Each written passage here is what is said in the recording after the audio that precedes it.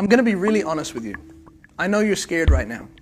I know any time a violent or senseless crime happens somewhere in the world, you see the words Islamic or Muslims in the headline.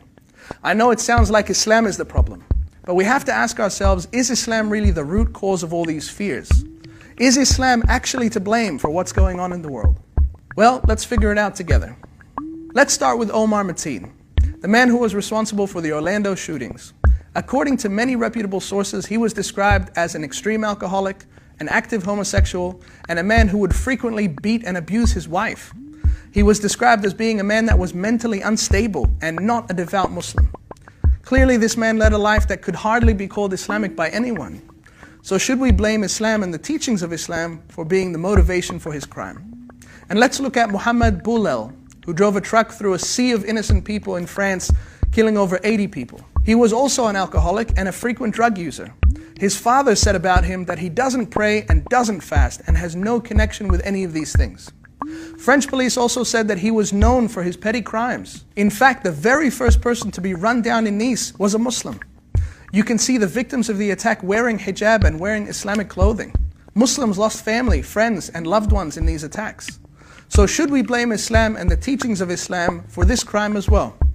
You'll like this one. A leaked document by MI5 in the UK stated that a large number of those involved in terrorism do not practice their faith regularly. Many lack religious literacy and could be regarded as religious novices.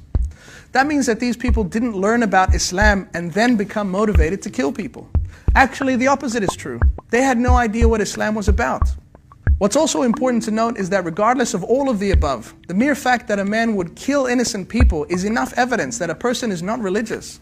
For the killing of innocent people in Islam is one of the gravest sins that a human being can commit, something condemned over and over again in the Quran and Islamic doctrine. Here's another very important point.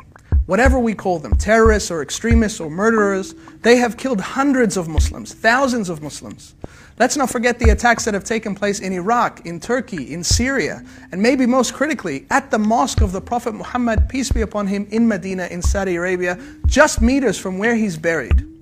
So can we still say that these people are Muslims who are following teachings of Islam when they bomb a mosque? Compare those lives to the lives of Abdul Sattar Idhi, who helped the needy for 60 years and ran the world's largest ambulance service. Or Muhammad Ali, who refused to go to war because he didn't want to kill innocent people. This is the real Islam, the Islam that I believe in, and the Islam that's a force for compassion and mercy in the world. Whatever the reasons are for these attacks, be it politics or money or unstable minds or foreign policy decisions or just violent men, given their lifestyle, how can we say that Islam was their motivation? And lastly, a sincere message to anyone who's watching this. The world feels like a crazy place right now. If you want to know about Islam, go and find out.